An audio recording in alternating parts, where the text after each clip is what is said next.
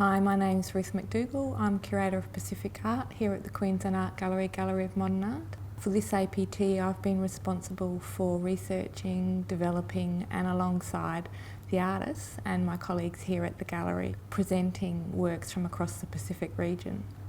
One of the real focuses of this APT is performance.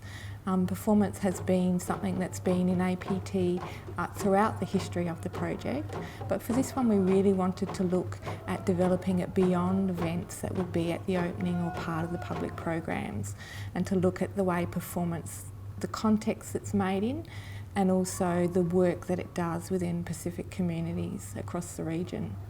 Performance is often tied to quite lengthy cycles that involve the creation of artworks and also the making of food and the coming together of lots and lots of people. So it acts in the community in a really, really dynamic way.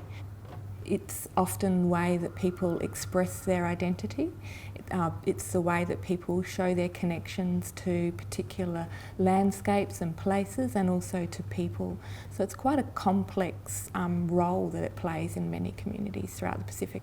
The Yumi Danis project in APT8 is an attempt really to bring a lot of those threads together. It's a project that we curated alongside Marcel Melterong, who's a Vanuatu storyteller and musician. And we worked with Marcel and 15 dancers from across the region, as well as an artist from New Caledonia, Nico Molle.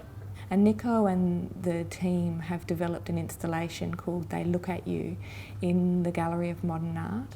And it's a space where they want you to come into and to really feel what the kind of context in which performance takes place, and the way that dance in particular transforms that space. So as you enter, you come through the roots of a banyan tree into a very darkened space, and you can hear the sounds of the forest ricocheting around, as well as the haunting sounds of a panpipe. And Nico and Marcel were quite keen that as you come into this space that you take your shoes off, so that you already have a very different connection to the floor and to the ground on which you're walking. The word Melanesia is one that was given to the islands of Papua, Papua New Guinea, the Solomon Islands, Fiji, Vanuatu and New Caledonia by a French explorer, Jules Deville. And the word actually means dark, and is supposed to describe the colour of the skin of the peoples that inhabit those islands. The dancers that form part of the project Yumi Danis come from many different cultures. On some of the islands that they come from, for PNG for instance, there are over 850 different cultures in that one place. So there's quite a diversity. The term Melanesia doesn't really accurately describe that diversity. The bilas, the songs and the dances that the different people sing are much more accurate at doing this.